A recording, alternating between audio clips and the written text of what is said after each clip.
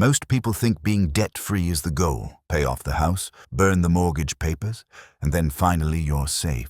But what if I told you the wealthiest people don't see it that way? What if I told you that rushing to pay off your home after 50 might actually be the most expensive mistake you ever make? While most people celebrate owning their home outright, the rich quietly do the opposite. They choose to keep the debt, and they do it for a reason. Warren Buffett once said, "The first rule of investment is, don't lose, and the second rule is, don't forget the first rule." Locking all your cash into your house might feel like winning, but the wealthy know it's how you lose flexibility, lose leverage, and eventually lose wealth. In this video, I'll share 7 reasons why rich people never pay their mortgage after 50. And make sure you pay extra attention to number 7 because it might be the one principle that protects your future income and builds true financial security.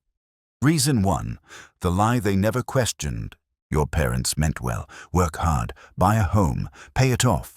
That was the dream, and for their time it worked. Maybe you still remember the stories, burning the mortgage papers, calling it freedom. But here's the truth. That dream was built for a different world. Back then, mortgage rates were 12%, even 18%. Savings accounts paid 8%. Paying off your house wasn't just smart, it was survival. But times changed, the economy changed, and most people never updated the rule book. Today, mortgage rates are low. Investments grow faster than your interest. Liquidity matters more than pride. Yet so many people over 50 still treat their mortgage like a burden when it could actually be one of their greatest tools. I once met a financial advisor who said this: "The biggest mistake I see, people making emotional money decisions instead of strategic ones. And the most emotional decision of all? Rushing to pay off a mortgage that's quietly working in your favor." Reason 2. The silent thief in your home.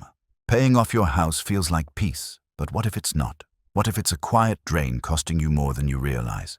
Every dollar locked in your walls is a dollar not working for you. It doesn't earn, it doesn't grow, it just sits. That's not peace, that's unemployed money. Imagine this: you've got $300,000 in home equity. If that money earned just 6% a year, you're missing $18,000. Every year, that's $1,500 a month. James from Los Angeles called into a radio show, 75 years old, the house fully paid off, proud of being debt-free. The host ran the numbers. James realized he was walking away from $2,000 a month, not just once, every single month. That's when it hit him. His house wasn't helping him anymore. It was holding him back. The wealthy figured this out a long time ago. They don't see home equity as safety. They see it as a missed opportunity, because in their world, every dollar has a job, and sitting still isn't one of them. If this content is speaking to you, take a moment to hit subscribe and give the video a thumbs up. It helps more people discover truth like this, and it truly makes a difference. Let's get back to it. Reason 3. The $200,000 mistake. Ray Dalio, billionaire investor and founder of the world's largest hedge fund, once said, "Cash is trash unless you know how to use it to produce more." That statement shocked people, especially those who believe having cash and being debt-free is the ultimate sign of financial peace. But Ray wasn't being reckless. He was pointing to a quiet truth that most people never question. Sometimes, playing it safe is the most expensive move you'll ever make. Let me show you an example of what that exactly looks like in real life. Meet Sarah, a 52-year-old public school teacher from Ohio. She has $200,000 sitting in her savings account. And coincidentally, she also has exactly $200,000 left on her mortgage, locked in at a 3.5% fixed rate. No surprise, she's thinking about wiping out that mortgage and walking into retirement debt-free. It feels like the responsible thing to do. But here's where that responsibility turns into a hidden financial trap. Let's compare the 2 choices she has. Path 1. Pay off the mortgage. With this path, she saves about $130,000 in interest over the next 15 years. Feels great. No monthly payments. Clean slate. Sounds like a win, right? Path 2. Keep the mortgage. Instead of using that cash to kill the debt, Sarah invests her $200,000 in a conservative balanced portfolio, earning just 7% annually over 15 years. At the end of those 15 years, her investment grows to around $550,000. Sure, she still pays the $130,000 in interest on her mortgage, but she walks away with a net gain of $220,000, more than the debt-free version of her future. Let that hit you. In an effort to save $130,000, she actually lost $350,000 in growth. That's not smart. That's financial sabotage disguised as wisdom. This is the kind of misstep that keeps the middle class stagnant while the wealthy keep accelerating. They're not obsessed with being debt-free. They're obsessed with what their dollars are doing for them right now. And if those dollars can earn more out in the world than they cost sitting in a loan, they deploy them aggressively, strategically, and without apology. Because, as Ray Dalio teaches, the goal isn't to have money. The goal is to have your money work harder than you do. So now the question is, are you killing your dollars before they even get a chance to work for you? Or are you like Sarah, unknowingly throwing away a six-figure opportunity to feel safe? Reason 4. The illusion of security. Robert Kiyosaki once said, "The poor and middle class work for money. The rich have money to work for them." Let me show you exactly what he meant. A few years ago, I watched an interview where a retired couple proudly announced they had paid off their $500,000 home. No mortgage, no debt, just peace of mind. But then, the unexpected happened. The husband had a stroke. The wife needed part-time care. Their pensions covered the basics, but not the $4,000 a month in medical expenses. They had all this equity, but no access to it. Their home had become a financial fortress and a personal prison. They tried refinancing, but their fixed income made it nearly impossible. They didn't want to sell. Where would they go? So they borrowed from their family, cashed out retirement accounts, all while sitting on $500,000 in a paid-off house. That's when it hits you. You can be house rich and cash poor. And in a crisis, cash is what keeps you afloat. Warren Buffett once said, "Cash is like oxygen. You don't notice it until it's gone, and when it is gone, it's the only thing you think about." This is the trap. The illusion that a paid-off home equals financial freedom. But equity isn't money until you go through banks, paperwork, taxes, and time. It's locked-up wealth. It's unusable in the moments that matter most. Wealthy people know this. That's why they rarely rush to pay off real estate, especially after 50. They prioritize liquidity, flexibility, control, because the goal isn't just to eliminate debt.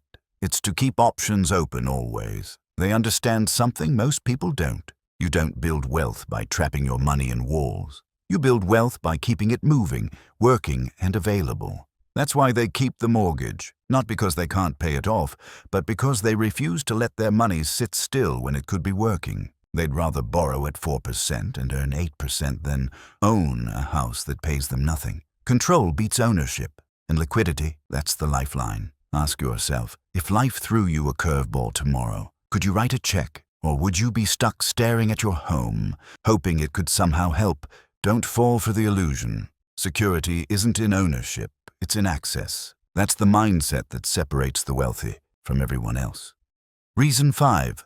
The tax shelter, hiding in plain sight. According to Warren Buffett, the best investment you can make is in yourself, but the second best is in knowing how to legally avoid taxes. That's not tax evasion, that's smart legal strategy. And the wealthy play this game at a whole different level. Here's how.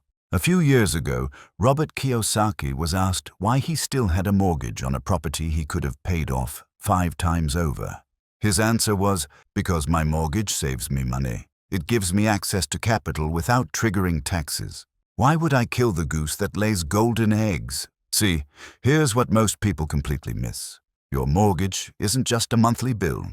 It's one of the last tax shelters available to regular people. The wealthy figured this out decades ago. When you pay off your house, you don't just eliminate debt. You eliminate one of the few remaining tax-deductible expenses you're allowed. That interest you're paying? It lowers your taxable income, and in high-tax states, that can mean thousands of dollars in savings every single year. But it gets even better. Let's say you need a chunk of cash. Most people sell investments, dip into retirement, or cash out savings. The rich? They borrow against their home equity because borrowed money is not taxed. No capital gains, no early withdrawal fees, and no extra income pushing you into a higher tax bracket. It's pure liquidity and completely tax-free. One Arizona wealth advisor told the story of a client who needed $50,000 for his daughter's wedding. He could have sold stocks and paid 20% in capital gains. Instead, he tapped into his home equity line at 3.2% interest. No taxes, no stress, and his investments were still growing. That's $10,000 saved in taxes just for using the game the right way. This is why wealthy families often choose to keep their mortgages indefinitely. It's not about the loan, it's about leverage, access, and playing offense with their money, not defense. They understand this powerful truth. You don't build wealth by paying more taxes than you have to. You build wealth by knowing how to legally avoid them and keep your money working for you. So while others are rushing to be debt-free, the wealthy are quietly using that same debt to create tax-free income, unlock liquidity, and multiply their net worth, not by working harder, but by being smarter with the rules. Now ask yourself, are you unknowingly shutting down your own tax advantages just to feel safe? Or are you learning to think like the wealthy who never give the government more than they legally owe? The difference between rich and broke isn't income, it's understanding. Before we continue, if you're enjoying this video so far, give it a thumbs up. Feel free to share it with your family and friends. Don't forget to subscribe and hit the notification bell to be the first to see our updates. All right, let's dive back into the video. Reason 6. The inflation gift most people refuse. Warren Buffett once shared a story from the early 1980s when inflation was roaring. Interest rates were high, and everyone was terrified of debt. Yet he calmly said, if you borrow $1 million at a fixed rate and pay it off with dollars that are worth less over time, inflation becomes your best friend. That confused people at first. How can debt ever be a good thing? But Buffett smiled because he knew something most people don't. Inflation is a wealth transfer from savers to smart borrowers. And here's how the rich quietly win this game while everyone else plays defense. Let's say you've got a fixed-rate mortgage of $2,000 a month. Now imagine inflation averages 3% per year. In 10 years, that $2,000 payment only feels like $1,500 in today's dollars. In 20 years, it feels like $1,100. Same payment, but it hurts less every single year. You're literally paying back the bank with weaker dollars. Every year, inflation is doing the heavy lifting for you. Think of it as an invisible assistant. You don't see it, you don't control it, but it quietly chips away at the real cost of your debt every single month. Most people miss this completely. They rush to pay off their mortgage with today's hard-earned dollars, not realizing they're giving up the only debt that gets easier with time. A Japanese entrepreneur once said it perfectly. Americans fear debt and inflation, but smart money sees inflation as a gift if you're holding the right kind of debt. That's why the wealthy love long-term fixed-rate mortgages. They don't rush to eliminate them. They let time and inflation do the work. Because here's the math that changes everything. If your mortgage is locked at 3.5% and inflation runs at 3%, your real cost of borrowing is just 0.5%. That's almost free money. While the middle class is struggling to get rid of debt, the wealthy are using cheap, fixed debt to their advantage. That is, buying assets that rise with inflation and repaying loans with dollars that lose value every year. They're not irresponsible. They're intentional. They understand this simple truth. Good debt becomes great when inflation is doing the paying. So here's the question. Are you unknowingly throwing away the greatest inflation hedge available to you? Or are you thinking like the wealthy and using time and economics to quietly win? The choice isn't just about paying off your mortgage. It's about whether you want to be crushed by inflation or carried by it. Reason 7. The strategic mortgage method. In 2008, during the global financial crisis, billionaire investor Ken Griffin, founder of Citadel, did something that shocked everyone watching Wall Street. While the average person was scrambling to pay off debt and protect what little they had, Griffin took out a mortgage for $85 million to buy a Manhattan penthouse. The media called him reckless. But here's what they didn't understand. The wealthy don't fear debt. They understand how to control it and how to make it work for them. Griffin didn't take that mortgage because he needed the loan. He took it because he could borrow at a historically low interest rate and use his actual cash to invest in assets that earned him far more. This wasn't a fluke, it was strategy. And that strategy is exactly what I'm about to show you step by step. Whether you're in your 50s or older and still holding on to a mortgage, this next framework could completely change how you think about debt, freedom, and wealth. Here it is. The 4-step strategic mortgage method. Step 1. Keep mortgages under 4%. If your mortgage is under 4% and fixed, congratulations. You're holding one of the cheapest long-term loans in modern history. Don't rush to pay it off. You're sitting on leverage that most people can only dream of. Smart people protect this advantage. They treat it like an asset, not a burden. Step 2. Invest the difference. The real magic isn't in what you avoid, it's in what you do instead. You invest every dollar you don't put toward the mortgage. In dividend-paying stocks, in REITs, in income-generating index funds. Even at a modest 6 to 7% annual return, your money starts to outpace your mortgage interest almost immediately. This is what financially free people do. They don't hoard cash. They deploy it where it grows. Step 3. Keep 12 months of payments in liquid cash. This is your confidence buffer, your sleep well at night money. Because yes, life still happens. But with a year of mortgage payments in a savings account, you're insulated from surprises. You don't panic. You don't rush to refinance or sell in an emergency. You breathe easy while your investments work. Step 4. Review and adjust every year. Nothing in life is static. Markets move, rates shift, and your personal goals evolve. Once a year, wealthy people review the numbers. Is my portfolio still outperforming my mortgage? If yes, they stay the course. If not, they pivot, but based on data, not fear. Now, here's an example of what this looks like in the real world. Mike from Chicago called into a financial radio show a few months ago. He was a proud 64-year-old, and his house had been paid off for 3 years. No debt, no payments, total peace, or so he thought. Then winter came. Furnace failed. The next month, the roof started leaking. 2 weeks later, his adult son lost his job and needed help. Mike had over $400,000 in home equity, but no liquid cash. His money was locked inside the walls of his house. To cover expenses, he had to take out a high-interest emergency loan just to survive what life threw at him. Debt-free? Yes. Financially free? Not even close. This is the paradox no one talks about. Owning your home outright might feel like freedom, but it can also trap your wealth. You don't build lasting security by eliminating every debt. You build it by maintaining liquidity, generating income, and keeping access to money, always. That's the playbook the wealthy follow.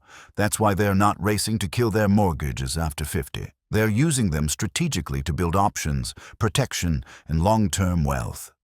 In closing, ask yourself, are you following outdated advice built for a different era? Are you making decisions out of fear or with strategy? Because your parents' generation may have told you that paying off your mortgage is the safest move. But financial freedom today isn't about being debt-free. It's about being cash-ready, income-backed, and investment-driven. That's the shift that separates those who just get by from those who build wealth that lasts. Once you see your mortgage as a tool instead of a threat, everything changes. And that change could unlock the financial security you've been chasing for decades. If this video helped you rethink your approach to wealth, hit that like button, drop a comment, and tell me which point hit hardest. And if you're serious about leveling up financially, mentally, and as a builder of your future, check out the next videos lined up for you. And don't forget to leave a comment if you want me to break down any part of this even further. And of course, subscribe and turn on notifications so you never miss a lesson that could be the turning point in your financial journey. Because this isn't just about money, it's about building a life you don't have to escape from.